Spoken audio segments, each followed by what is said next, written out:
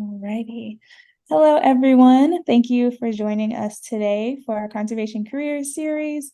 This is with a series with Georgia Audubon where we highlight different fields, careers, and jobs that are really interesting and have to do with environmental sustainability, animals, plants, whatever, you name it. Just trying to expose people to some of the great jobs that are out there in the world. Today we have Sam. Sam is going to present to us on career pathways working with animals, and I will let her take it away. Yay! Thank you so much, Sheridan. Happy to be here. I'm excited. When I was making this, I was like, wow, I've done some really cool things in my life. So I'm excited to talk about them. And also the ways in which I have gotten to do these careers. A lot of them didn't require any schooling. And so that I think is really, really important for me to start out with. I did go to college. However, a lot of what I did initially to get started in this like path that I took was just experience. Like I didn't need a degree from school. I'm sure it helped. They love to see the college on your resume. However, it's not required. So I think that's really important to note with this, just because not everybody wants to go to school, not everybody thrives in school. As school scenarios, and it's just not necessary all the time. So today I'll be talking about four different careers that I've had since getting graduating from college. So which was like, my gosh, how long ago was that? 33. Oh my gosh, like 12 years ago or something like that. And so I am going to be talking about, I broke it.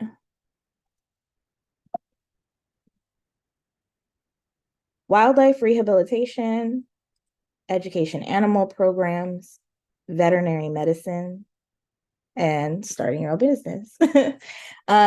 These are all careers that I've had so far in my adult life, and I've loved every single one of them. They're all very different and yet somehow related, which is why it became a pathway for me. So we'll start with wildlife rehabilitation, and my presentation is interactive. So please feel free to pause the video, or I will pause for a moment and think about the questions that I'm asking, and really engage with everything too.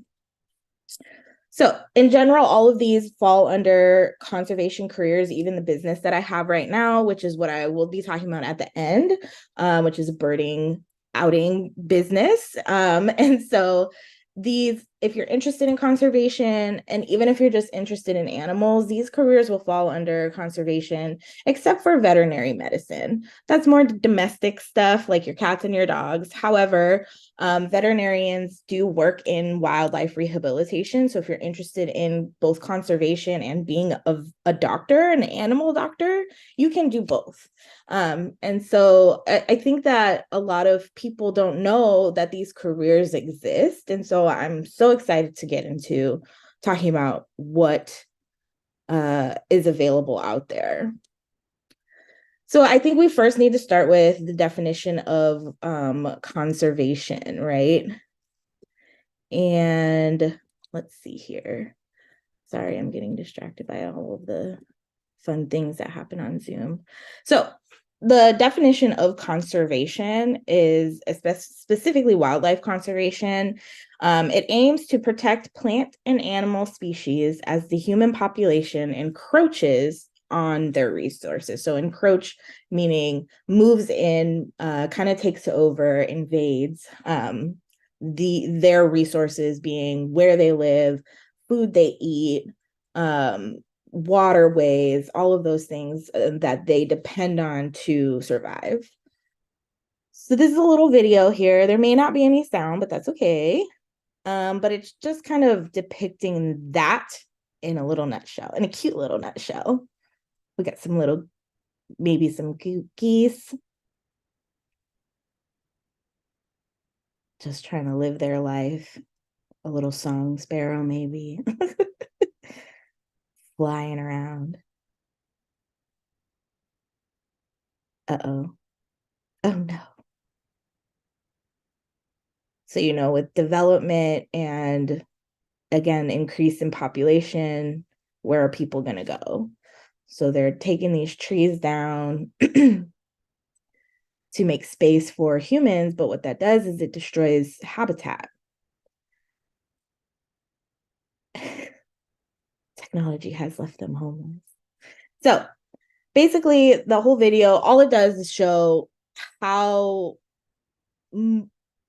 our increasing needs and increase for resources, because our population is increasing, does do a lot of destruction to the wildlife that's around us. So therefore, conservation efforts are necessary. And that means basically ensuring that the animals have a voice in the ever-changing system. And so I think it's really important work. And so one of these ways that the idea or the education around conservation, as well as just simply getting people familiar with wildlife, is wildlife rehabilitation, as well as the next one, which is education animal programming. And so wildlife rehabilitation becomes necessary as a byproduct of the encroachment of humans. So you saw in the little video, the cartoon, that there was, wildlife destruction. Sometimes when those trees get cut down, there are nests, so that means that there are injured parents of birds or babies that have been, abandoned, or because the parents got scared off, or orphaned because the parents were killed. There's a lot more interaction between humans and wildlife when our two worlds start to become closer and closer and closer. And that interaction is not always positive, especially for the animals.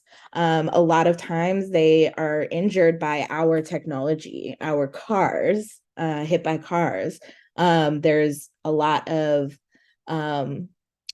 cat attacks. So our pets that, go outside, they get caught by our house cats. There's a lot of injuries that come in from fishing line, and things like that. And so wildlife rehabilitation is extremely important for the conservation world, because it is literally there are methods of conservation where you are doing legal work, you are doing Protected Species Act things and legislation, but this is really direct and hands-on. This is literally saving wildlife and putting them hopefully back out there. So wildlife rehabilitation is essentially the rehabilitation of sick and injured wildlife that come into any type of center that does that. And so in these photos here, a lot of my presentation is just going to be like cool photos. So please take a gander, get it all in. It's really cool to see these birds up close and personal. Oh my gosh. Sorry, everyone, share screen problems. But so how I got into this field, and then I will talk about the photos here and kind of what's going on. How I got into this was when I was in college. My advisor at the time recommended to me that I have an internship at a wildlife rehabilitation center. This was in Ohio. At the time, I live in Oregon now. And she was my advisor because I was in a zoology track. So I wanted to, initially in my life, I wanted to work at a zoo and I wanted to take care of big giraffes and elephants and just do all that kind of stuff because I loved animals so much. And I just really wanted to work with them really hands-on. And so she sat me down one day and she was like, "Did you think about doing wildlife rehabilitation?" And I was like, "What is that?" I didn't know anything about it. I didn't know that it was a thing. I didn't know that it existed. I, lived in a suburb. And of course, there's wildlife, but I never thought about the fact that, like us, they can become injured, and I didn't think that this was a career that was not necessary, but that existed. And so I was like, okay, yeah, like that sounds really cool. There's a lot of hands-on things with the animals. And so I gave it a shot and I did it for 3 years while I was in college and a little bit afterwards. And it was an unpaid internship. So I was essentially volunteering my time, which is something you can do outside of school.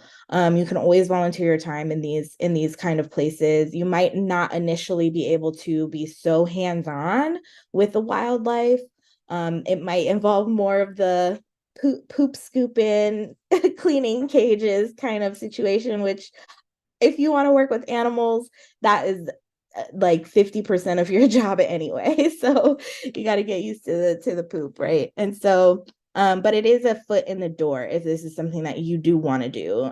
It's awesome to work really closely with the animals. However, they are injured, and that is something that is difficult to maneuver for sure. Nobody wants to see injured wildlife. Nobody wants to deal or see them maybe not make it all the time too. But yeah, so wildlife rehabilitation basically is caring for sick and injured animals with the ultimate goal of rehabilitation, meaning that they are 100% or as good as they can get with their injuries and are releasable back out into the wild, meaning that they will, once they're released, actually have all of the tools to survive again and thrive. So in this left-hand photo here, you can see me with a very large bird and then someone that I was working with at the time, a volunteer. This bird is a great blue heron, and it's just a huge bird that is really cool. It's a wading bird. You've definitely probably seen them around any type of waterway. They have a really sharp beak. You can see it kind of up here where our gloves and our hands are. This is the eyeball. Here is the very long neck that comes down. Here's the start of the wing, some tail feathers, and then these are the legs and the feet that are in my hand here. So just making sure that y'all can kind of see what is happening there. And so in this photo, we are, well, I'll pause for a second. What do you think we're doing here?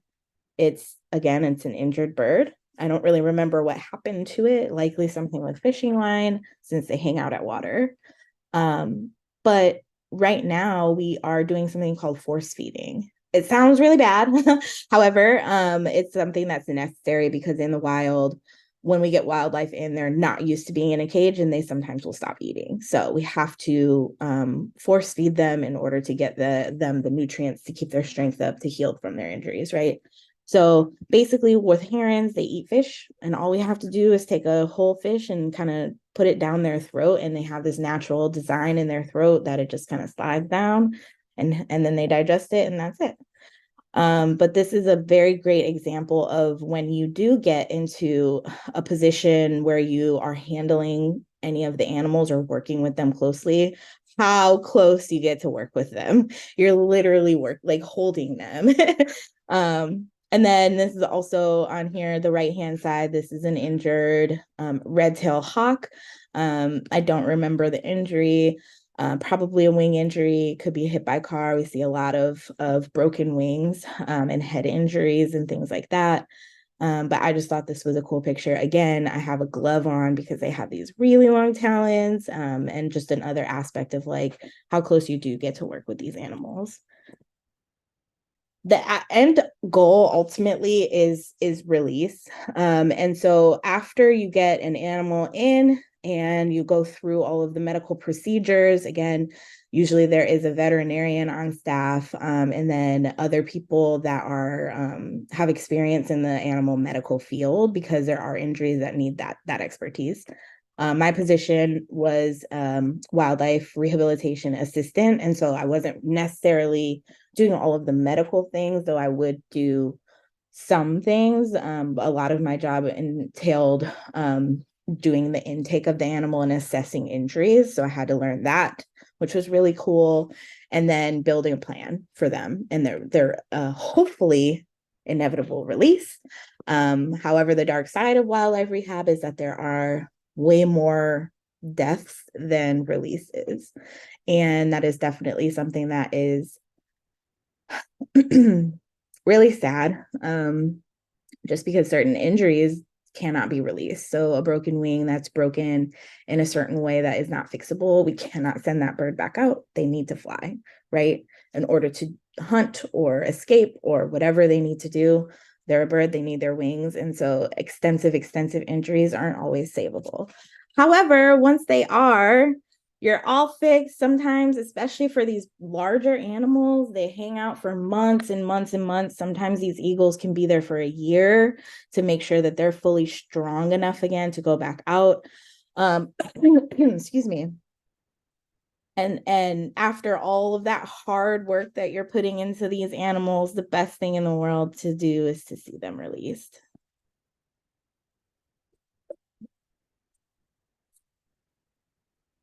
Especially our bald eagles, since they, have at one point were endangered. And it's just so cool. I love the bald eagles specifically. I spent a lot of time going out into the field, rescuing injured bald eagles from the wild, because we don't want our public handling them. They're strong and can really, really severely injure you. And so as a trained person, I would go out and catch them. And it was just so much fun, especially when I got to see them released. So, oh, not playing it again. Within the conservation world, there are usually conservation organizations that have buildings that do wildlife rehabilitation and or education animal programming. Usually the education animal programs will come at a facility that has wildlife rehabilitation, but not always. And so one of the more old school methods of acquiring these animals that are to become education animals are through the wildlife rehabilitation pipeline. Let me check my chat here. Yeah, the eagles are huge and I love them. There was one time where I almost got by their claws and or their talons, and their talons are about as long as my finger. That was really scary, but it didn't happen because I'm a trained professional. But it was a very, very strong, ginormous female bald eagle, and it was scary in that moment. But anyway, so one of the old school methods of acquiring these education animals for the programming are, injured animals that cannot be released back into the wild, or are animals that are confiscated from the public who have illegally possessed them. It is illegal for anyone in America to raise, capture, have in their possession any part of or in a whole being that is considered a native species in this country. So don't do that. It's also not very good for them. They don't really want to be with you. Let them be in the wild, And so I used to work when I was in Ohio. I did wildlife rehabilitation, and then I moved out to Portland, Oregon, and I started to again volunteer in the wildlife rehabilitation center at Portland Audubon, and that's how I started working there again as a staff member, which was those photos beforehand.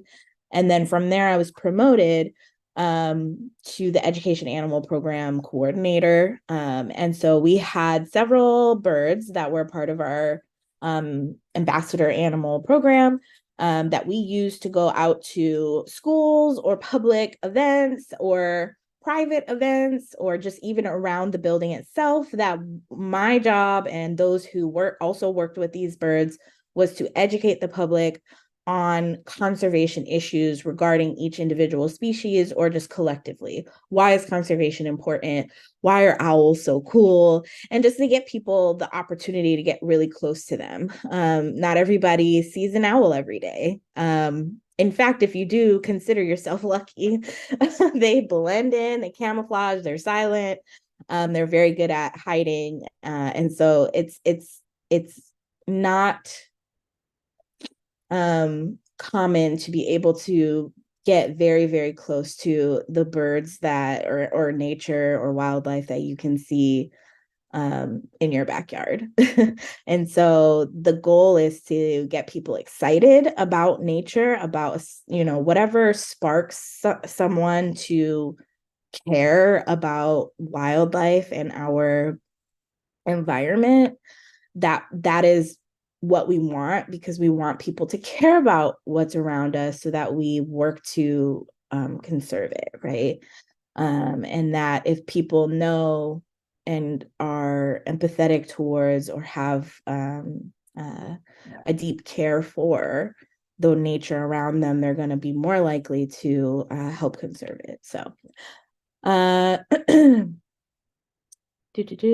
so my job again was to train these birds to do exactly what you see here in this photo. My job was to train them to be okay with sitting on a glove next to a human being in front of a crowd of people. And that is against their natural instincts, right? We are predators as human beings. To them, they should fear us. So how do I get them to not fear us?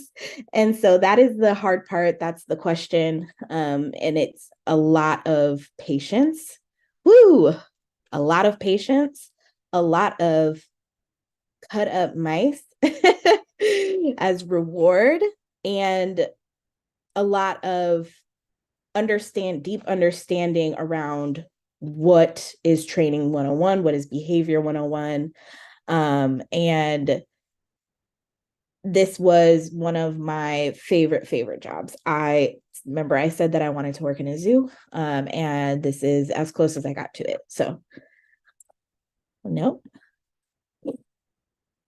So when the basis to having a good education, Sheridan, can they see this photo or do they just see me? I'm gonna move myself. There we go. Yeah, we can see two photos. Okay, I just didn't know if my video box was in the way of the photo. No. Okay, so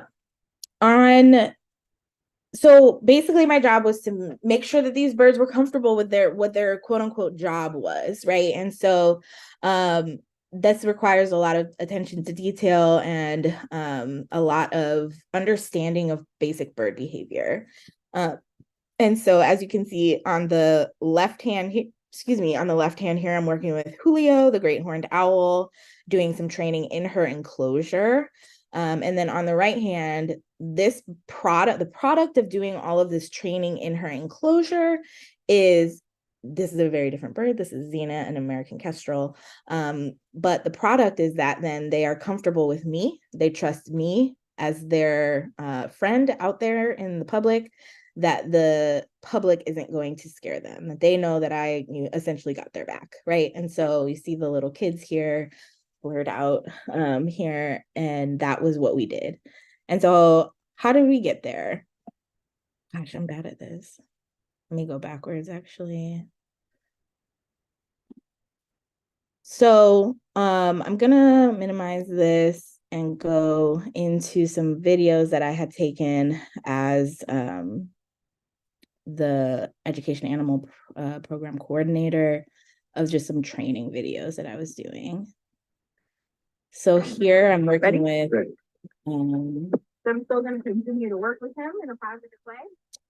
Aristophanes is a raven. And I'm just doing target training right now with him. This is just to stimulate his brain. He's so smart and he loved this game. And so the target is a little red ball. He has to come all the way up from wherever he is, and he has to touch the red ball with his beak. There you go. And then he gets a nice fat mealworm as a reward. And so a part of the training too is that there is this enrichment aspect that these animals need. They're not supposed to be in cages, especially a bird that is as smart as a raven. They need this work to work their brains. And so if they're just sitting around in a cage all day, that gets really boring, and that is not good for their mental health. Imagine if you were just trapped in your room all day, every day, and all you had was the window to look out. you don't have any TV, you don't have any music, someone comes and they bring you food and like that's it, right? And so this was another very important aspect of the training. It was training to get them to be comfortable on the glove out in public, and the training itself is going to help with the mental enrichment. So this is just part of what I was doing some training, having him play a fun game essentially. And then other training with him that is more important is getting him comfortable with me, and getting him to trust me. And so this was a lot of glove work that we did together, but you can see how he has a specific command that I want him to do. I want him to go up there and then to my glove, and then he gets his reward. This is training 101. Once they do the thing you want them to do, they get a huge reward. When they do the thing you don't want them to do, they get no reward. And they pick up and they learn that if I do this thing, I get something yummy.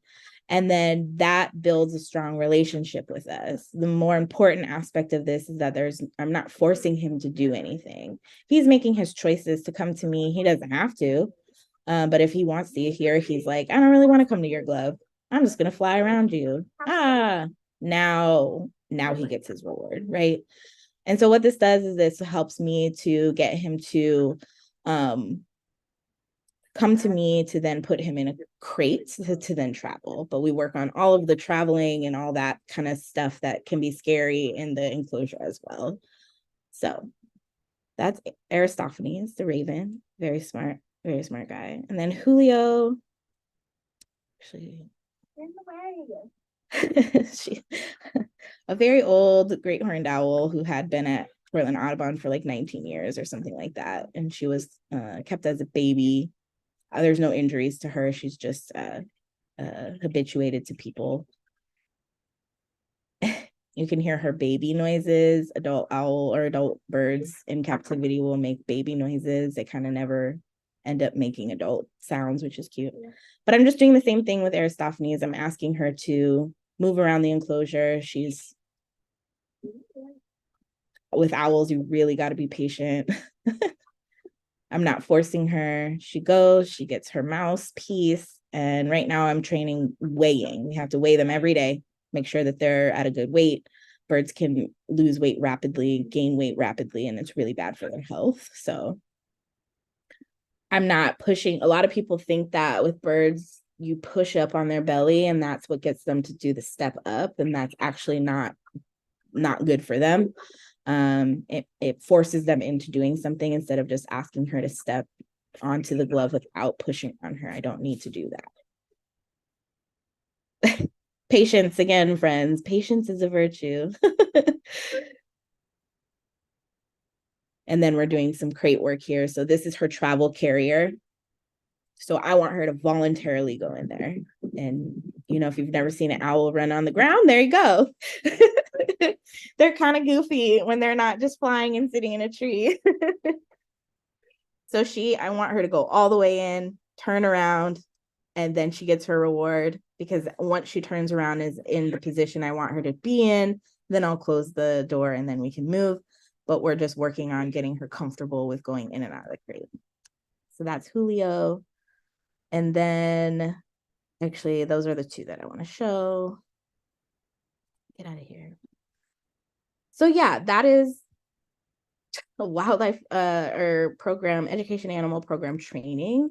If that is a career you want to go into, that does require extensive experience in behavior and training. And so prior to my wildlife conservation careers, I had extensive, like almost a decade of training dogs and cats in shelter environments. And so I already had a basic knowledge of training. But I did have a huge learning curve. So I utilize the expertise of other people around me to help with that.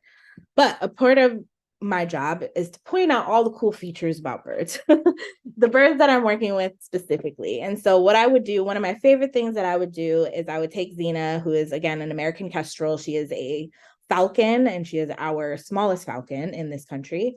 But she is a hunter. So she has really good eyesight, and she has to be able to see really small mice, sometimes even just like like grasshoppers or dragonflies that are really tiny.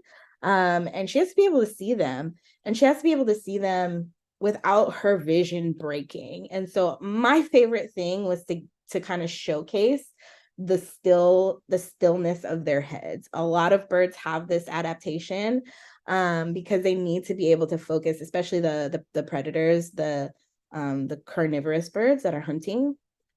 They need to be able to have their vision stay focused while they're looking at something, while they're hovering in the air, while they're flying, while they're sitting on a power line or a tree branch and it's really windy. And so, I mean, people loved to see this because it's really, really cool. This is something that I don't think we have the ability to do as people very well. We can, I think, but with like a lot of practice. Okay, so next, after this job, I had left Portland Audubon and for various reasons, and I ended up in veterinary medicine, another field that if you have pets, you know that there are multiple positions or careers that are in a veterinary hospital, much like a human hospital. You have doctors, you have nurses, you have front desk staff, you have cleaners, you have all kinds of things, right? And so it's the same with a veterinary office, right? So if you want to be a veterinarian, you have to go to school. And it's a very long process. It's really hard. You're learning essentially just everything you need to know about medical procedures and anatomy of dogs and cats and even larger animals for like wild game, if you're doing veterinary medicine out in the wild, or if you're doing zoo medicine, or even wildlife rehabilitation medicine. And then you have technicians, and technicians are basically kind of like your human nurse. And so they also have to go to school. They have extensive knowledge on how to do procedures on your pets. And they're the ones that you interact with the most besides the doctors. And they help out the doctors with all of their treatments. Got to go to school for that. Got to know a lot of anatomy of the pets as well. And then you have front desk staff. This is a position you do not need to have any previous experience for. You don't need to go to school. And so that's a really, really great way to get your foot in the door as a young person, to get the experience that you may need in order to get into school later if you want to be a doctor, or if you don't even want to be a doctor or a tech, just to get to hug puppies all day, just, go be a receptionist, because that happens all the time. And so my job now, I started out as a receptionist, didn't have any veterinary medicine experience. So I had a huge, extensive, almost 15-year career working with animals, right?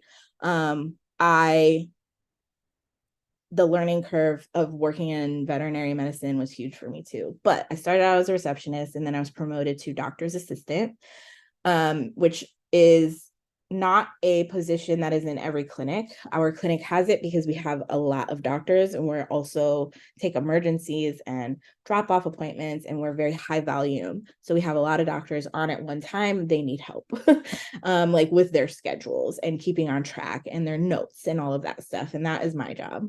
Don't need any experience for that. So that's kind of the route for veterinary medicine. It's a very, very short breakdown for that. There is, I'm sure, much more knowledgeable people that can tell you about what it means to be a doctor. That is not me. And so, but I love my job. This is my arm with this puppy who had, I think, potentially just gotten neutered or fixed. And so he was very sad. And so I was just going to say hi. He's very cute. I get to hang out with puppies and kitties all day. And it's a lot of fun.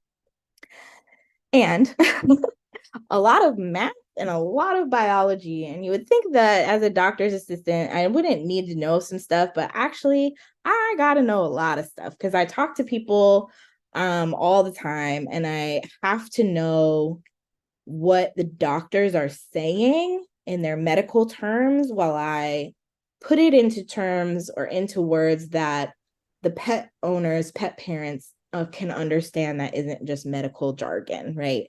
So I actually didn't need to learn a lot. And so, and it's also, again, we're a high volume clinic. And so this board here is just a snippet of the patients that we have in the clinic at that moment. And so there are, each little square is one pet, what we're doing with them that day, why are they here. So a lot of these pets are getting surgery.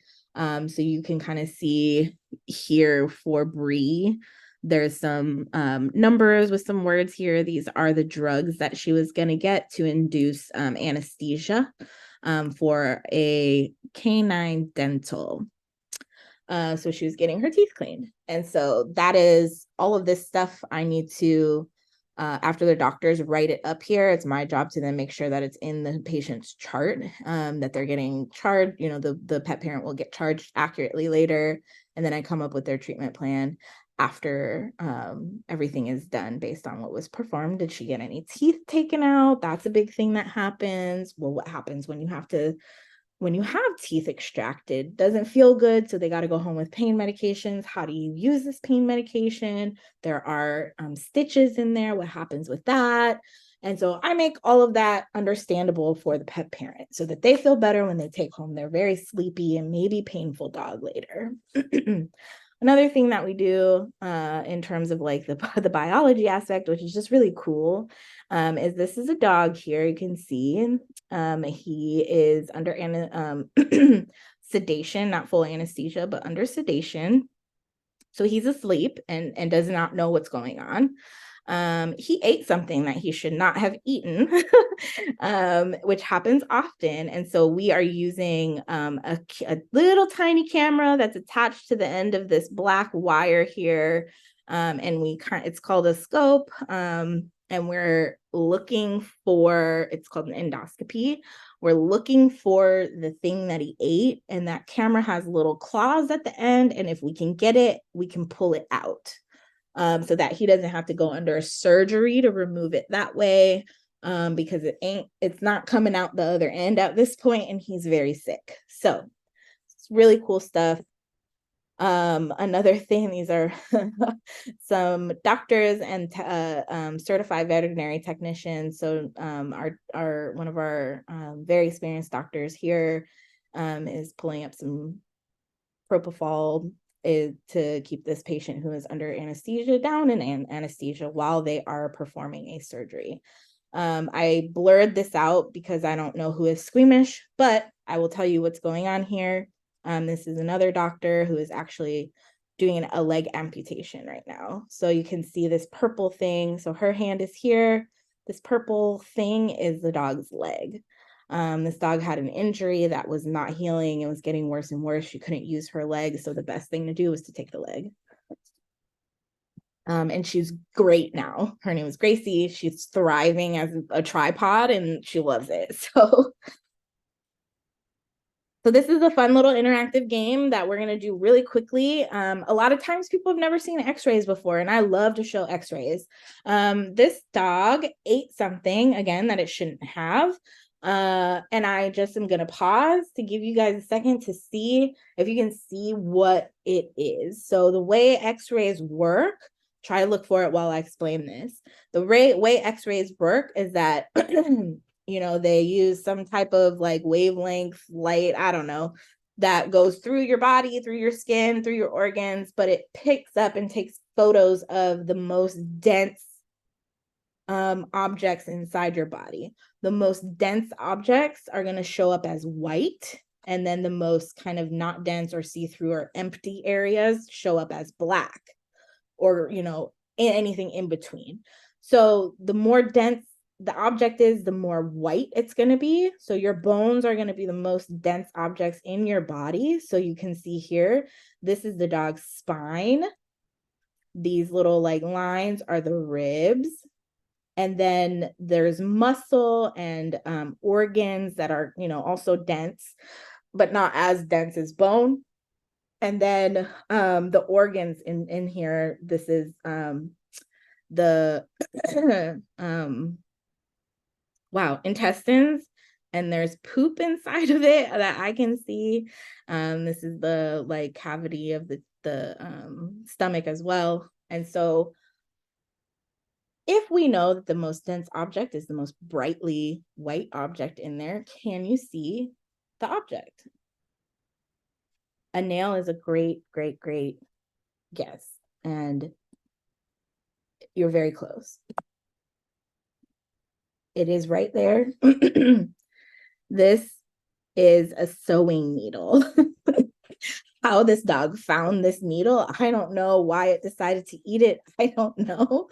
But you would be surprised at the things that animals like love to eat. And so it was not, oh hi, speaking of animals, my kitty. Who knows why they eat the things they eat. They're bored, I don't know, they're like, yum, what is this? They don't have fingers and thumbs and aren't dexterous in that way to figure out what it is to play, so they use their mouths and they end up swallowing. It's a whole thing. But a very sharp sewing needle is not great. It can perforate or poke or put holes into the intestines. It can tear. It's not going to be a great feeling coming out, right? And so with this, I'm pretty sure that dog that was having the endoscopy was this dog. We were trying to remove it out the mouth with the scope. We couldn't find it, but I will say that this dog ended up pooping this needle out with no injuries to the stomach. Don't know how. Just luck, I think. So this is like always like a lot of the fun stuff that I get to do while I'm working in veterinary medicine, but mostly it's just cute animals. You get babies all the time. You get to hang out with them and get them used to the clinic in a really positive way, so they're not scared of us later. And a lot of times because we're a high traffic clinic and I'm dealing with animals that are not doing so well, sometimes they don't feel good. Sometimes they're really scared and they're really nervous because they don't feel good, or they've had, not great experiences at clinics. And my clinic is fear-free certified, meaning that we work really, really, really hard to make sure that our pets that come in are having a really positive experience with us. You can see this baby is so nervous. She was getting spayed and I don't know what, she's just so expressive. I had to take a picture of her, but she was very scared. And so we had to make sure that she felt, confident and comforted while she was waiting to have her surgery and when she wakes up. And so most of your job, if you get into the medical field of veterinary medicine, is obviously a lot of medical stuff, obviously a lot of working with people and humans as well, because they have pet parents. But it's also in making sure that the animals who are not feeling good, are sick, are injured, are, having surgeries, things like that, are feeling good while they're there. So comforting, making them feel safe, and helping them to feel better. So the final thing, we've got about 12 minutes left, is starting your own business, which I think is kind of one of the more unconventional career pathways, because I think that, the pipeline is going to school, getting the degree in the job that you want, getting hired to work for someone else, right? But I think that starting your own business is one of the more difficult yet I don't know the word I want to use, but it's difficult to do. However, it's very liberating. You work for yourself. It is, especially if you are doing something that you are super passionate about, it's under your own terms. And I highly recommend that most people take this avenue if you can. It's difficult. You got to kind of figure out what you're passionate about. It might not be the avenue that you take right away. This is definitely not something that I started with as soon as I got out of college or high school or anything like that, though you can. But it is one of the best decisions that I've made. And so how did I get there? I started out with a podcast. So My podcast is called Always Be Burden. I actually have that shirt on right now, though it doesn't look nearly as new as the one in the photo. But in 2020, I started a podcast just for fun. It is about birding and the importance of representation in the hobby or activity of birding. When I was working at Portland Audubon, I was just noticing that there was a lack of, racial diversity, as well as an overrepresentation of men in the hobby, and it's a hobby, right? And so it didn't really make sense to me why I was having some kind of negative experiences as a Black woman in this kind of field. And so in 2020, I decided to make podcasts. I had never started a podcast. I didn't know anything about it. I had to learn everything all by myself. And by 2023, from the podcast, from all of the experiences and people that I had gotten to meet through this like really wild adventure that I took, I was able to start my own business from it with the same name, Always Be Burden. And so going from a podcast where I was having guests on, it's an interview style podcast where we talk about experiences as BIPOC birders and conservationists and nature lovers, just had awarded me with a lot of opportunities. And that turned me into, I got a pretty big grant for the podcast, and that grant allowed me to then turn it into a business. And so with a creative outlet, I was able to do really cool things. And so I had a live podcast with someone. Her name was Tara Roberts, who was from Nat Geo, which I would never have guessed that I would be able to do when I started this. I thought 3 people were going to listen to it, like my parents and like my best friend, And so it turned out to be, it's an international podcast at this point. It's national. I get listeners from all over the world and opportunities as well. And so I decided that I wanted to interview with Tara. It was amazing. And then I also was like, I want to take a lot of what we're talking about and like in terms of representation and all of the kind of negatives that people in my BIPOC birding community are experiencing, and I want to make our birding experiences different. How can I do that? And so I was awarded a grant from Justice Outside here and worked with an organization called Amplify the Future. And I was able to head over to New York and have a very amazing opportunity to pay BIPOC birders to lead other BIPOC bird lovers in each borough in New York City, as a form of showcasing that you don't have to go outside of a city to see cool birds. There are so many awesome birds in New York, in the city, in the parks that are there, and also just in the buildings, or like you can see red-tailed hawks just like in this actual city, which if you're not looking for them though, you might miss them. So I was able to do that, and it was really awesome. And then from doing that, I decided that I want to kind of do that forever. And so now I am an eco tour guide. So ecotourism is basically tourism. If you have ever gone on a vacation and you've worked with a tourist company, they set you up with like what to do, and they maybe might hire an actual tour guide, maybe a food tour, and the food tour takes you around amazing spots to eat in certain places.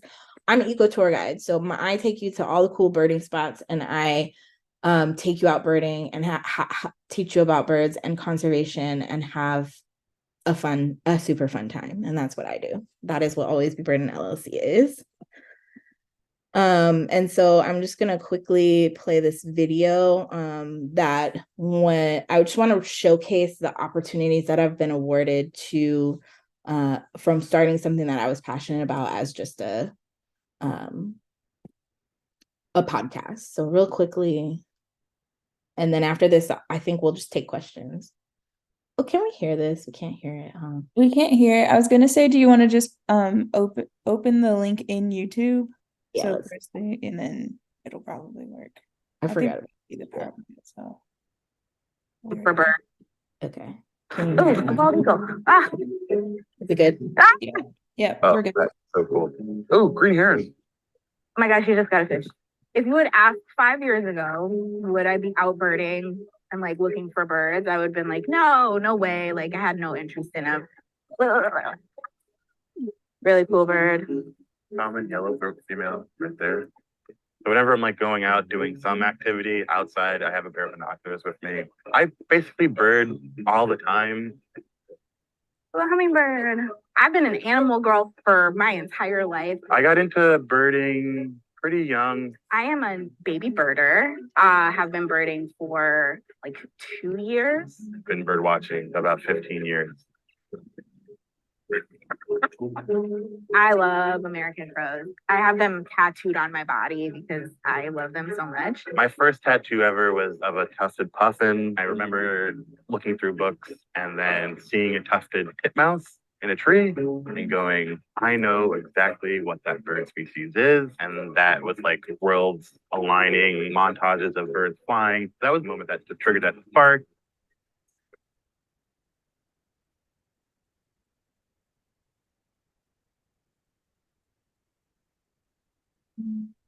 The thing I look forward to the most when I'm birding is new and weird things, odd behaviors that I hadn't noticed before. The things that come up for me are going to be rustling leaves, any type of call, any noise really that's not like human, that's going to get my attention to turn around or stop. I think as a curious human, it's always exciting to like find new and interesting facts that oftentimes will like help you understand that bird while you see it.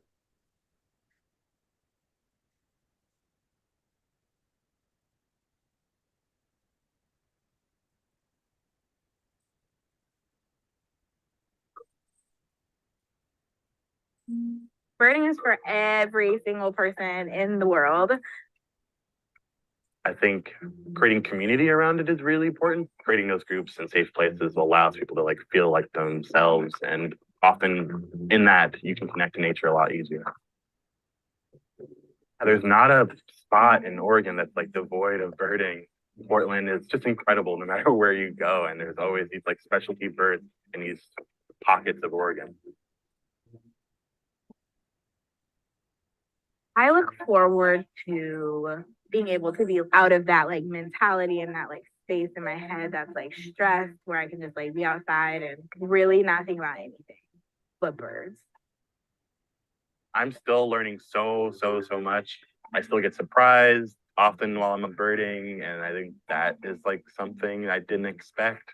A lot of pure joy, a lot of solace and comfort. A layered experience outside is pretty enjoyable and pretty rewarding.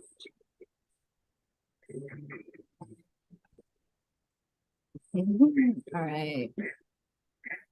So I show that video because that was about a year and a half into my podcast. So I hadn't even started my business yet. And that was with Travel Oregon, which is a big travel agency in Oregon, and they get a lot of media attention. And my most recent kind of like feel good thing was being featured in a New York Times article. So a lot of things can happen. And so now these photos are just of groups that I take out birding with my business, and I have a lot of fun. And I highly recommend, finding a career that you are passionate about, whatever it is. If you want to go to school, go for it. You don't always have to. There are many pathways to doing some really cool stuff in the animal world and in conservation specifically. So I will end there. We got 1 minute left, but if there are questions, let me know. I think I saw one in the chat. Yes. Well, first and foremost, thank you so much, Sam. Yeah, great presentation. We went through a lot of different careers, so this is almost like a variety pack. Yes. So that was great. There was one question.